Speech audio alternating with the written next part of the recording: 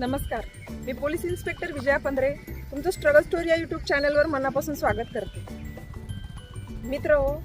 मित्र खूप महत्त्वाचा असतो जीवनामध्ये, हे तुम्हालाही माहिती आहे, मलाही माहीत आहे. पण माझ्या अनुभवातले मित्र असे आहेत की त्यांनी मला खूप सहकार्य केलेलं आहे. त्या सर्वांना माहिती होतं माझी आर्थिक परिस्थिती खराब आहे आणि आपण हिला सहकार्य केल्यानंतर त्यात आपल्याला काही मिळणार किंवा नाही, तरी पण त्यांनी कशाचीच अपेक्षा न ठेवता मला मदत केलेली आहे, सहकार्य केलेलं आहे.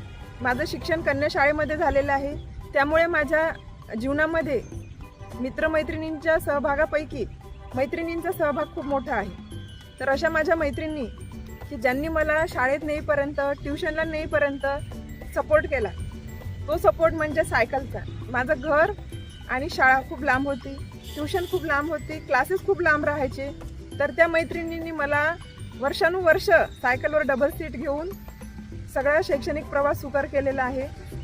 माझ्या वडिलांनी मला सायकल घेऊन दिली नव्हती. ते बोलत होते की बायपास जेव्हा निघेल आपल्या गावाला तेव्हा सायकल घे, ट्रक असतात, किंवा आपली आर्थिक परिस्थिती खराब आहे, यावेळेस मी सायकल घेऊन देऊ शकत नाही. जेव्हा आपला पगार होईल पुढच्या पगारीवर शिक्षण संपलं, पण अशी पुढची पगार आली नाही की त्यामध्ये मला सायकल घेता येईल.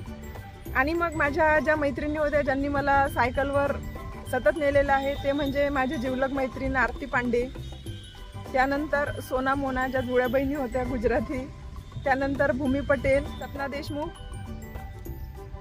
आणि ह्या मैत्रिणींचा नुसता सायकल पुरता सपोर्ट नाही, तर जेव्हा शाळेची कुठली ट्रिप जायची तेव्हा ते मला त्यांच्या आनंदात घेण्यासाठी खूप हे करायच्या. पण मी शाळेत असताना कोणत्याही ट्रिपला दुर्दैवाने जाऊ शकली नाही.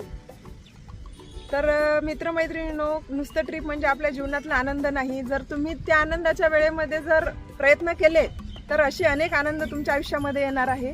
आज मी नोकरीला असल्यामुळे अनेक ट्रिप करू शकते, म्हणून तुम्ही आहात ज्या लोकांसोबत आहात, ज्या मैत्रिणी वातावरणात आहात, त्यात तुम्ही स्वतःला सामावून घ्या.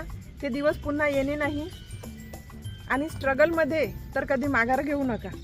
आजही मी काही अडचणींना तोंड देत आहे, ते यासाठीच की माझा संघर्षामुळे पाया पक्का झालेला आहे. आणि पोलीस भरतीसाठी जर तुम्ही म्हणत असाल की आमचा कसा पाया पक्का करायचा, तर ते तुम्हाला जिद्द, स्वतःवर विश्वास निर्माण करून करायचा आहे.